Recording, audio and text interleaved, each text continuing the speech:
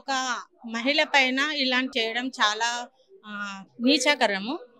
మేము వాటిని ఖండిస్తున్నాము. ఎందుకంటే ఒక మహిళ పైన వాళ్ళు చేసి మనం తెలుసుకోవచ్చు హోల్ సిటీలో ఏ విధంగా మహిళల పైన ఈ విధంగా మాధవిలత మీద అని కాదు, కాకపోతే వేరే వాళ్ళ మహిళల పైన కూడా ఇలాంటి ఇంకా బీభత్సంగా ఉంది.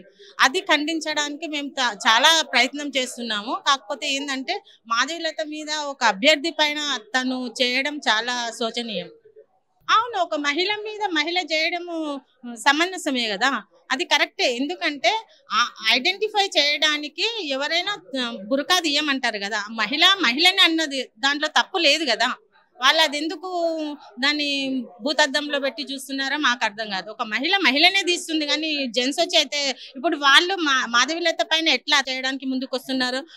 వాళ్ళని క్వశ్చన్ చేయకుండా మాధవిలతని క్వశ్చన్ చేయడంలో ఇందులో ఏ విధమైన అది లేదనిపిస్తుంది మాకు.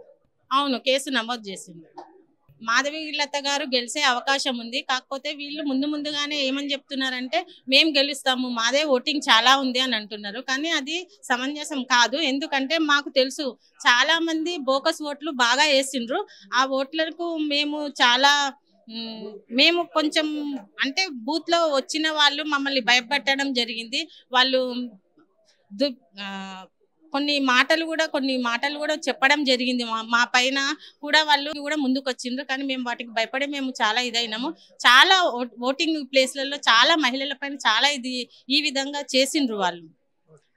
వాటికి మేము చెప్తాం, వాటికి బుద్ధి చెప్తాము.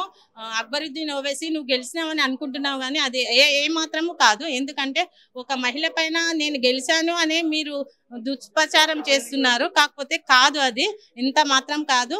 మీరు బోకస్ ఓట్లు వేసి మేము గెలుస్తున్నామని అనుకుంటున్నారేమో కానీ కాదు, న్యాయమే గెలుస్తుంది. అన్యాయం ఎప్పటికీ గెలవదు. భారత్ మాతాకి జై.